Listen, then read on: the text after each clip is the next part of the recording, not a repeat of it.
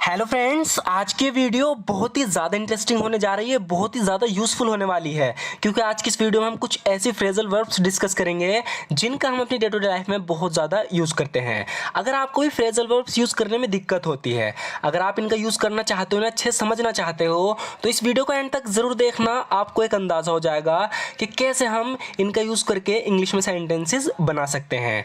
So friends, बिना किसी देरी के शुरू करते हैं आज की वीडियो। सो फ्रेंड्स, आज की हमारी पहली फ्रेजल वर्ब होगी back somebody up. Back somebody up का मतलब होता है किसी का साथ देना, उसका सपोर्ट करना, समर्थन करना किसी का। इसको एग्जाम्पल से अच्छे समझेंगे। यहाँ पर ये कह रही है कि जब तुम्हें मेरी ज़रूरत होती है तो मैं हमेशा तुम्हारा साथ देती हूँ। इसे इंग्लिश में बोलेंगे I always back you up when you need me. I always back you up when you need me, यानी जब तुम्हें मेरी ज़रूरत होती है तो मैं हमेशा तुम्हारा साथ देती हूँ। I always back you up when you need me. आगे कह रहा है कि अगर तुमने मेरा समर्थन नहीं किया होता, मतलब कि अगर तुमने मेरा साथ नहीं दिया होता तो पुलिस वाले को मुझ पर विश्वास नहीं होता। तो यहाँ पर भी समर्थन की बात चल रही है, यानी साथ देने की बात चल रही है, तो हम बैकअप का यूज़ करेंगे। ये कह रहा है कि the police man wouldn't have believed me if you hadn't backed me up. So friends, police वाला इसे चोरी के इल्ज़ाम में पकड़ के ले गया था, लेकिन इस लड़की ने इसका समर्थन किया, इसका साथ दिया और इसे छुड़ा के ले आई। तो कह रहा है कि the police man wouldn't have believed me if you hadn't backed me up, यानी अगर तुमने मेरा साथ नहीं दिया होता तो पुलिस वाले को मुझ पर विश्वास नहीं होता। इसका एक और एग्जाम्पल होगा। यहाँ पर ये कह रहा है कि अगर जैन यहाँ होती तो वो मेरा साथ देती। जैन यहाँ है नहीं, कह रहा है कि अगर जैन यहाँ होती तो वो मेरा साथ देती। इंग्लिश में बोलेंगे Jain would back me up, यानी जैन जो है मुझे सपोर्ट करती, मेरा साथ देती। Jain would back me up if she were here, अगर वो यहाँ होती। Jain would back me up if she were here, अगर जैन यहाँ होती तो वो मेरा साथ देती। नौकरी छोड़ने के मेरे फैसले पर मेरी पत्नी ने मेरा साथ दिया था। तो यहाँ पर ये किससे बता रहा है कि माई वाइफ बैक्ड मी अप, यानी मेरी वाइफ ने मेरा साथ दिया था, मेरा समर्थन किया था। My wife backed me up over my decision to quit my job. तो बता रहा है कि जब मैंने नौकरी छोड़ी तो इस फैसले का मेरी पत्नी ने साथ दिया, यानी समर्थन किया। My wife backed me up over my decision to quit my job. Next phrasal verb होगी फ्रेंड्स आस्क अराउंड। देखो इसे अच्छे से समझना। आस्क अराउंड का मतलब होता है सबसे पूछना, आसपास पूछना, यानी एक ही बात को बहुत से लोगों से पूछना। इसे हम इस तरीके से बोलते हैं कि सबसे पूछना। जैसे कि यहाँ पर ये कह रहेगी मैंने सबसे पूछा लेकिन किसी ने मेरा पर्स नहीं देखा। तो उसका पर्स खो गया है, अपने पर्स के बारे में इसने लगभग सबसे पूछा, आसपास सबसे पूछा। तो इसलिए यहाँ पर एक फ्रेजल वर्ब का यूज हुआ है आस्क अराउंड का। इस इंग्लिश में बोलेंगे I asked around but nobody has seen my purse। I asked around but nobody has seen my purse, यानी मैंने सबसे पूछा लेकिन किसी ने मेरा पर्स नहीं देखा। I asked around but nobody has seen my purse।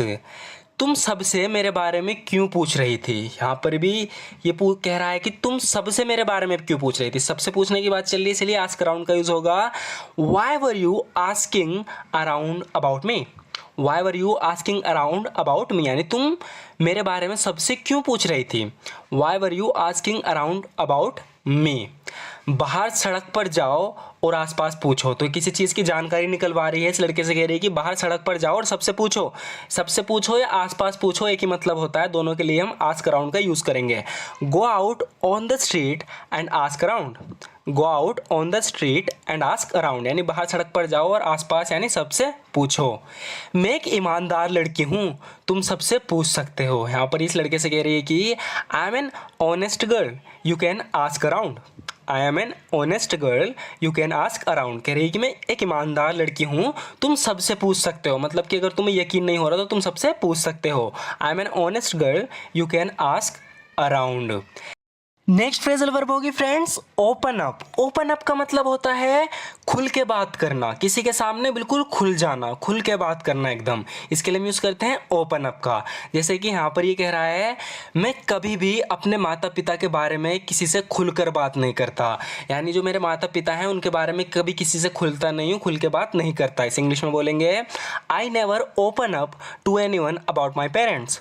I never open up to anyone about my parents, यानी मैं कभी भी किसी से अपने माता पिता के बारे में खुल के बात नहीं करता।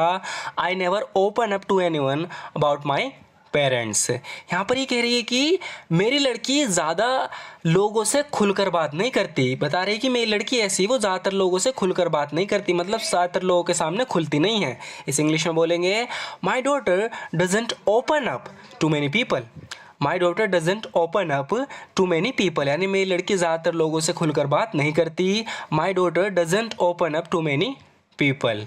नेक्स्ट देखते हैं फ्रेंड्स, ओपन अप का हम और जगह भी यूज़ करते हैं। जैसे कि इस एग्जाम्पल को देखो, यहाँ पर ये कह रहा है अंग्रेजी सीखने से रोज़गार के कई नए अवसर खुलते हैं। यानी कहना चाह रहा है कि अगर तुम अंग्रेजी सीखोगे तो तुम्हारे लिए रोज़गार के वो बहुत से रास्ते खुल जाएंगे, बहुत से अवसर खुल जाएंगे। तो इस तरीके से खुलने के लिए भी हम ओपन अप का यूज़ करते हैं। जैसे कि इसे हम इंग्लिश में बोलेंगे learning English opens up many new job opportunities. Learning English opens up many new job opportunities, यानी अंग्रेजी सीखने से रोज़गार के कई नए अवसर खुलते हैं। Learning English opens up many new job opportunities. Next phrasal verb देखते हैं friends, kick off. Kick off का मतलब होता है शुरू करना। किसी चीज़ को शुरू करने के लिए हम किक ऑफ का यूज़ करते हैं। जैसे कि यहाँ पर ये कह रहा है मैच कितने बजे शुरू होता है। इसे इंग्लिश में बोलेंगे what time does the match kick off. What time does the match kick off, यानी मैच कितने बजे शुरू होता है। तो इसके लिए हमने कौन सी फ्रेजल वर्ब यूज़ की, kick off. What time does the match kick off. इसका एक और एग्जांपल देखते हैं। यहाँ पर ही किसी से फ़ोन पे कह रही है कि सुबह की मीटिंग आमतौर पर 9 बजे शुरू होती है। तो यहाँ पर भी शुरू होने की बात चल रही है, इसलिए हम किक्स ऑफ का यूज़ करेंगे। Morning meeting usually kicks off at 9। Morning meeting usually kicks off at 9, यानी सुबह की मीटिंग आमतौर पर 9 बजे शुरू होती है। Morning meeting usually kicks off at 9। Next phrasal verb होगी friends bring up. Bring up का मतलब होता है पालना पोसना। जैसे कि यहाँ पर ये कह रही है मेरे माता पिता की मौत के बाद मेरे दादा दादी ने मुझे पाला। इसे इंग्लिश में बोलेंगे my grand parents brought me up after my parents died.